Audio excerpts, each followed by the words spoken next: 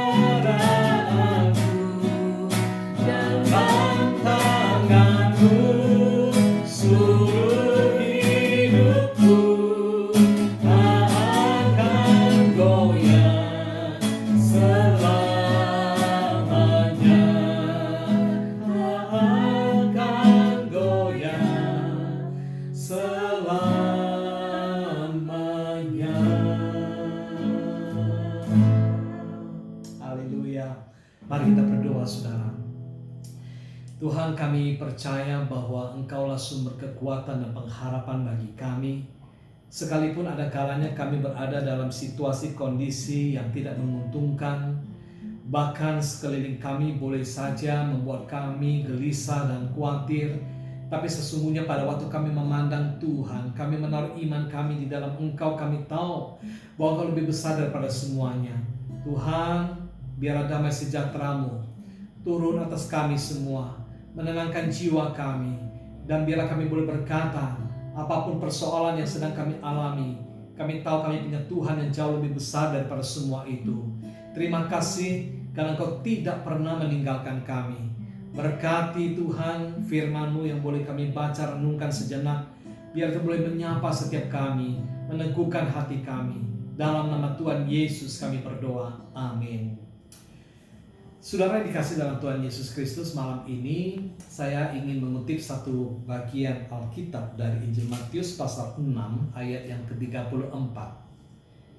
Matius 6 ayat 34 berkata begini, "Sebab itu janganlah kamu khawatir akan hari besok, karena hari besok mempunyai kesusahannya sendiri. Kesusahan sehari cukuplah untuk sehari." Saudara kasih dalam Tuhan Yesus, firman Tuhan mengingatkan kita untuk tidak khawatir. Seringkali ada banyak hal yang bisa membuat kita khawatir adanya, sehingga kita mengalami kehilangan sukacita. Damai kita tergerus karena kita mengkhawatirkan bahkan hal-hal yang sangat mungkin tidak akan terjadi.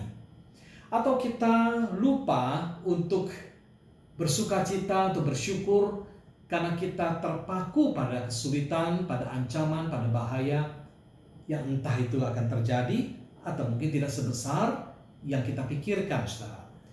Konteks daripada renungan atau firman Tuhan yang tadi dibacakan itu adalah yaitu ketika Yesus mengajarkan kepada para muridnya dan para pendengarnya untuk ingat bahwa ada Bapa di surga yang selalu menjaga dan memelihara. Dikatakan juga dalam perikop sebelumnya, kalau burung di udara saja Bapa pelihara dan bunga bakung di padang ia hiasi, terlebih lagi saudara dan saya sebagai orang-orang yang percaya dan mengasihi Tuhan. Tentu kita jauh lebih berarti, lebih spesial di hadapan Tuhan. Tuhan pasti akan menjaga kehidupan kita. Tidak ada satu orang pun yang karena kekhawatirannya bisa membuat dia semakin mampu menghadapi kesulitan dan tantangan. Tidak ada satu orang pun dengan kekhawatiran bisa menyelesaikan masalah, saudara. Tapi justru seringkali adalah kekhawatiran itu bisa mengeringkan semangat kita, mematahkan semangat kita, membuat kita semakin lemah, membuat kita jadi tidak berdaya, tidak sanggup, tidak berani menghadapi banyak kesulitan dan tantangan. Betul sekali dikatakan oleh firman Tuhan, hari esok kita tidak tahu apa yang terjadi. Hari esok bukan di tangan saudara, bukan di tangan saya. Tapi hari esok dan hari ini dan hari-hari sebelumnya juga selalu ada di dalam tangan Tuhan. Dialah yang pegang kehidupan setiap kita. Karena itu saudara sekalian dikasih dalam Tuhan, apapun yang sedang saudara alami secara pribadi, bahkan di tengah situasi di mana ancaman virus COVID-19 yang begitu menakutkan, yang seakan-akan semakin menunjukkan taringnya, memakan sudah banyak korban dan semakin kelihatannya menggeliat, tapi peganglah firman Tuhan, percayalah bahwa kita tidak pernah dibiarkan sendiri. Sesungguhnya tidak ada satu apapun yang sanggup merenggut kita dari tangan Tuhan.